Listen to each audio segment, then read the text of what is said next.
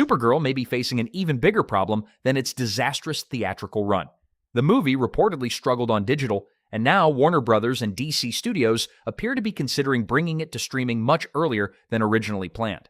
But that's not even the biggest story. Hollywood personalities are now openly criticizing the movie, and comedian Ricky Gervais has taken aim at both Supergirl and the explanations coming from its defenders. His criticism goes far beyond the box office. It targets the story, the character, and the way some people connected to the film have responded to disappointed fans. And if the next wave of backlash arrives when the movie hits streaming, DC Studios could have an entirely new problem on its hands. The problems surrounding Supergirl didn't end when its theatrical run began to collapse. According to the discussion surrounding the film, its digital performance has also failed to generate the kind of momentum Warner Brothers would have wanted. That has reportedly led to speculation that the studio could accelerate the movie's arrival on HBO Max. The original expectation was for the streaming release to happen sometime in October, but the latest reports and speculation point toward a possible move into September, potentially making the movie available roughly a month earlier than originally expected. If that happens, it would give Warner Brothers a chance to get the movie in front of a much larger audience much sooner. But there's a catch. Putting a controversial movie on streaming doesn't automatically make the controversy disappear. In fact, it can do the exact opposite. A movie that people didn't want to pay to see in theaters can suddenly become much easier to watch. Viewers already paying for a streaming subscription can click on it without spending another $15 or $20. And if those viewers don't like what they see, they can walk away within minutes. That could create another major wave of online discussion surrounding the movie. And this is where Ricky Gervais enters the picture. Ricky Gervais has spent years criticizing Hollywood hypocrisy, particularly when celebrities and studios try to control the conversation surrounding controversial projects. Now he's turning that criticism towards Supergirl. Gervais' argument is essentially that Hollywood shouldn't immediately blame audiences whenever a movie fails. Instead, filmmakers should be willing to ask a much harder question: did the audience simply not like the movie? According to the remarks attributed to Gervais, he believes the answer with Supergirl is much more complicated than simply pointing towards sexism, misogyny, or bigotry. He criticized the way some people associated with the movie have described this version of Supergirl as an empowering role model for women and girls. And that's where his criticism becomes especially harsh. Gervais argues that the character's behavior throughout the movie doesn't necessarily match the heroic image that the filmmakers have been promoting. His criticism focuses heavily on the depiction of Supergirl as someone who drinks, makes destructive decisions, and behaves in ways that he believes contradict what audiences traditionally expect from a superhero protagonist. Whether viewers agree with that interpretation or not, his larger argument is that filmmakers shouldn't expect audiences to automatically accept their explanation of what makes a character inspirational. The audience gets to decide that for itself, and according to Gervais, that's exactly what Hollywood appears to be forgetting. One of the biggest points Gervais reportedly attacked was the repeated use of terms like misogyny, sexism, and bigotry when discussing the movie's disappointing reception. His argument isn't that those problems don't exist. Rather, he's criticizing what he sees as the overuse of those labels whenever a movie featuring a female lead doesn't perform as expected. In his view, constantly blaming the audience makes the studio look like it's refusing to acknowledge legitimate criticism. And this is where his comments connect with a much larger debate happening throughout Hollywood.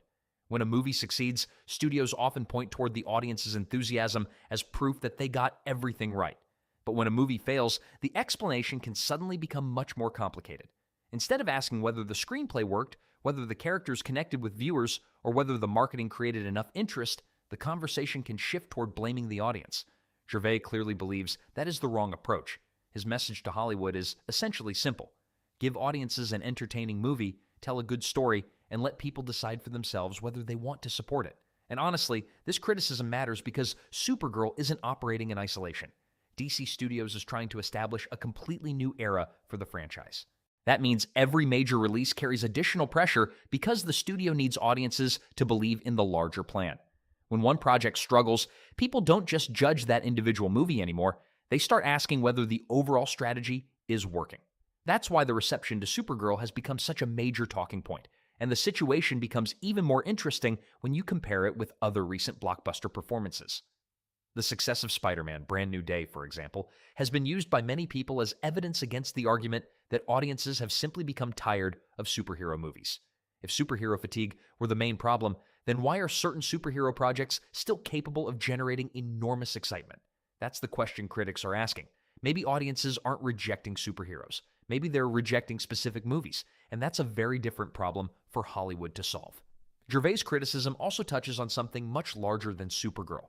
Over the past several years, audiences have watched a number of major Hollywood productions receive enormous budgets and massive marketing campaigns, only to struggle once they actually reach theaters. We've seen similar debates surrounding projects such as Snow White, where the conversation became just as much about the decisions behind the movie as it was about the movie itself. And that's where the financial stakes become important. Studios aren't spending small amounts of money on these projects. They're investing enormous sums into production, reshoots, visual effects, advertising, merchandise, and worldwide distribution. When one of these movies fails to connect with audiences, the losses can become enormous. That's why the criticism coming from people like Gervais is getting attention. He's essentially arguing that Hollywood needs to stop treating audiences like an enemy and start listening to them. If people consistently reject certain types of stories, studios should figure out why. And if a movie fails, the answer shouldn't automatically be that the audience is the problem. Now let's come back to Supergirl, because this could be the next major chapter. If Warner Brothers really does move the streaming release into September instead of October, the movie will soon receive another opportunity to prove itself. But I think there's a very important distinction here. A streaming audience isn't necessarily the same as a theatrical audience. People have already spent money on a subscription, so watching a movie requires almost no additional commitment. That means someone who would never spend money on a theater ticket might still click on Supergirl out of curiosity.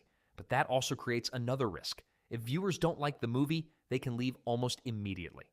Personally, I wouldn't be surprised if a significant number of viewers watch the opening portion and then abandon the film if it doesn't hold their attention.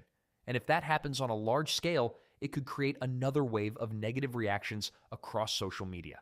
Instead of the theatrical conversation being the final chapter, the streaming release could restart the entire debate. And that brings us to another issue that shouldn't be ignored.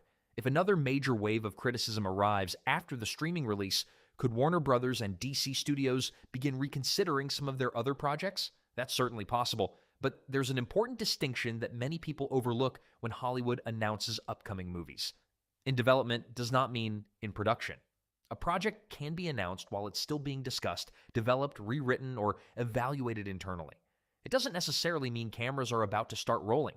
That means projects currently described as being in development could potentially change dramatically or disappear altogether if the studio decides its strategy isn't working.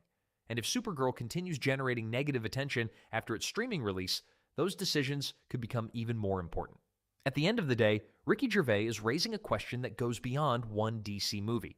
Will Hollywood actually listen when audiences tell them something isn't working? Because blaming fans might win an argument online, but it doesn't sell movie tickets. It doesn't guarantee streaming viewers will finish a film.